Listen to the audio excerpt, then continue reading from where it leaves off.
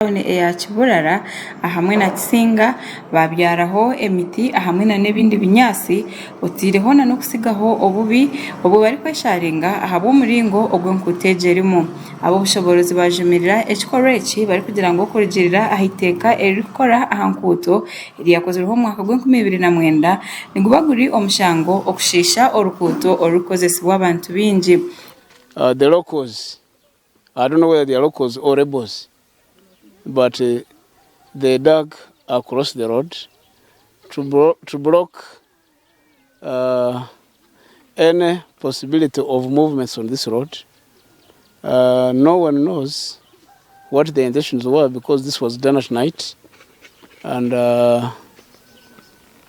one would think that probably they were demonstrating against the bad state of the road.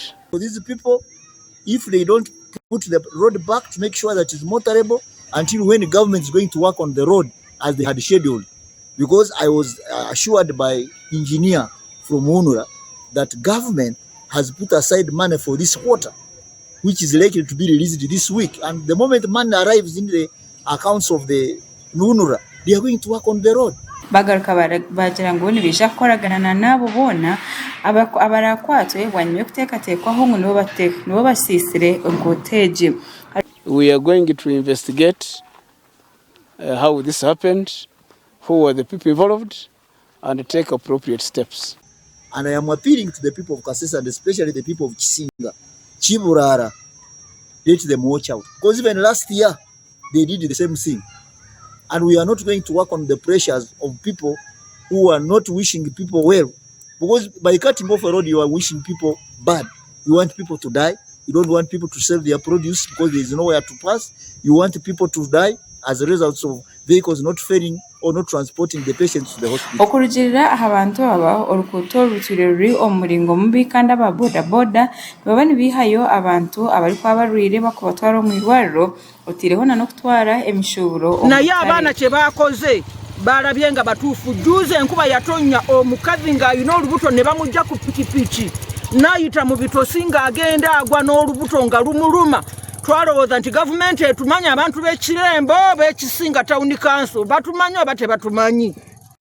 The road has been very muddy during rain season, and some small ponds have been made in the road.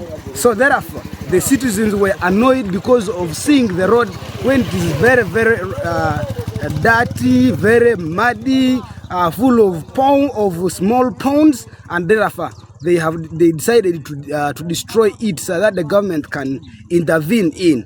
Nibagira ngo abantu abasesura rukuto bashemekwa bakikozere omuringo go kuretera government yayishika ngo inekore nkuteji ombintu nkebi bikabya bireho omwako gwahwire kandi abo bushoborozi nibatekateka ngo kikakorwa abavuji ba boda boda kandi muri abatine wa pasire abantu era bajja kufola oluguudo kuva lwe batafudde mu budde bw'enkuba ne mu musana guno oluguudo bwoba olaba nga luguudo lutufulu abantu kuyitamu nga tuyina abalwadde tuyina ab'embuto abantu babonaabonera mu luguudo ng'oluguudo tuli bantu ba gavumenti etubala nti tuli bantu oba tetuli bantu abantu gye bali abalonda ku gavumenti balekerawo okubeera nga batuleetera obubokisi mbu tulonde kubanga gavumenti terina kyetuyamba ng'abantu b'ekisinga.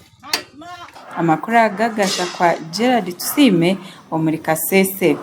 Amakuru agagasha kwa Gerard Tumusime omuri Kasese.